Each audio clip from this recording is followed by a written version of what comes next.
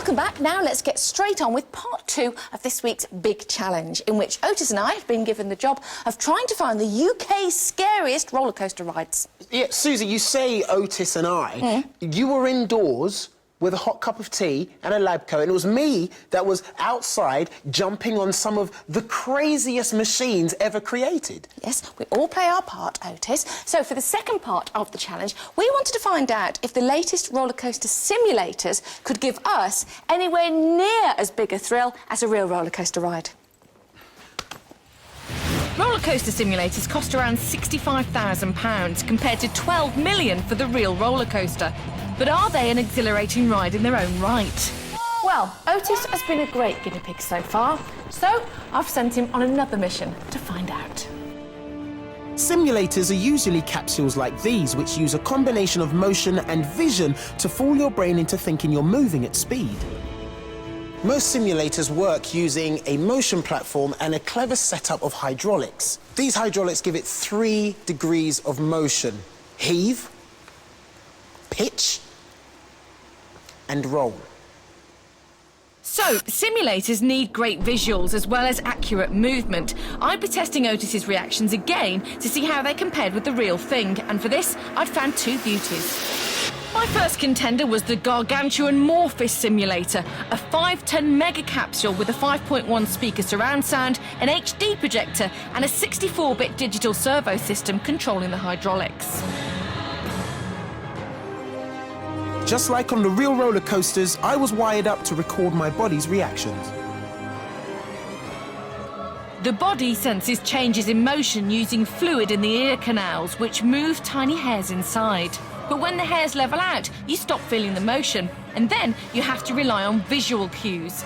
This means that by combining the right graphics with small movements, a simulator can trick you into thinking you're rattling along at speed. Oh,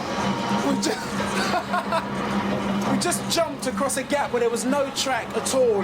Whoa! I suppose that emphasises the fact that the only limit to a ride like this is your imagination. So you definitely feel that elevation when you're going up a slope, as you would on a real roller coaster ride. But downhill sections weren't quite as convincing. I get a slight lurch in my stomach when we're going downhill, but not the same feeling you would when you're dropping.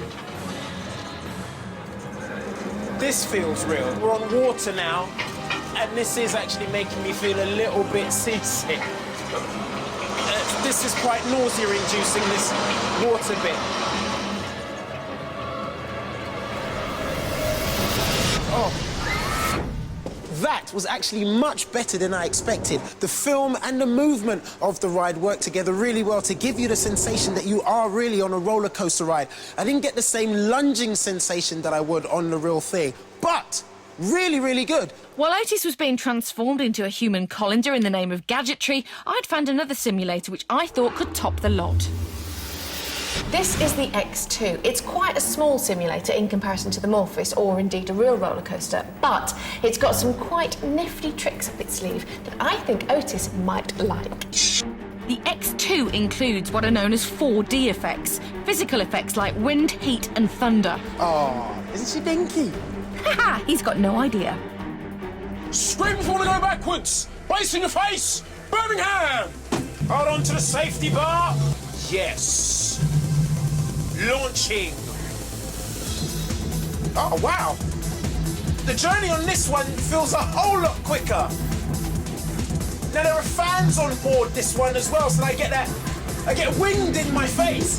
When there's an explosion, I can feel the vibrations through the seat. The X2 uses a 1200-watt car amplifier as well as 2 subwoofers attached to the seats for that roller coaster rumble. Quite a bit hairier than the Morphis. And it was even more realistic.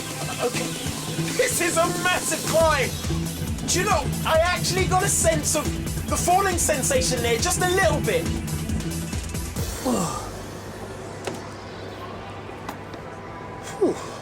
It may be small, size isn't everything. That may be so, but the measurements would tell the real story.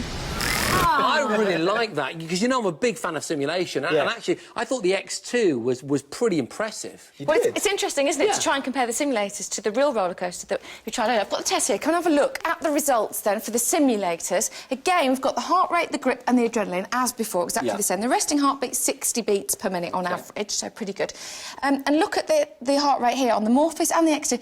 You've got a heart rate of 82 on the Morphis, and it went up to 100 on the X2. It's not bad, is it? I'm a little bit surprised at that. Yeah. But also, if you look at my adrenaline levels, they're incredibly low, and that was because I felt secure. But I think of all of the results here, the most interesting one is the grip here on the X2. That is £14 per square inch, and on the Apocalypse it was 17, so only just underneath. When you were terrified, that's a white knuckle ride. The X2 really threw me about, and I wasn't strapped in. So, yes, it was a white knuckle ride, and I must have changed seats at least 3 times while I was on it. It bodes really well for simulation, and this is an area of roller coaster technology that's just going to get more and more scary. Yeah.